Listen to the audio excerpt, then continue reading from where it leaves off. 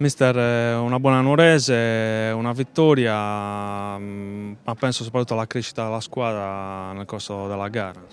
Ma è un percorso che noi dobbiamo fare, è una squadra nuova, ci sono diversi elementi che devono ancora essere amalgamati, voglio dire, in una squadra che ha diversi giocatori che arrivano per la prima volta e gli stessi dell'anno scorso riaffrontano l'eccellenza per la prima volta, per cui insomma c'è da lavorare.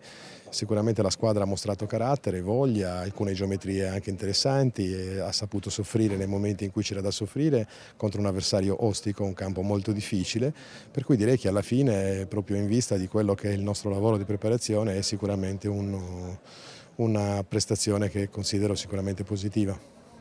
Una squadra ha cambiato modulo, insomma, ha fatto girare anche i giocatori, e, insomma, è soddisfatto di questa prima uscita. Ma noi è quello che dobbiamo saper fare, cioè ogni partita devi saperti anche un po' adattare all'avversario senza perdere però geometria, senza perdere concetti di gioco.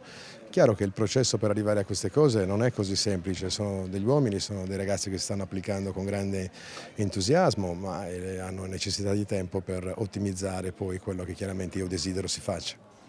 Adesso il ritorno, diciamo, è il viatico per l'esordio in campionato tra 2 settimane.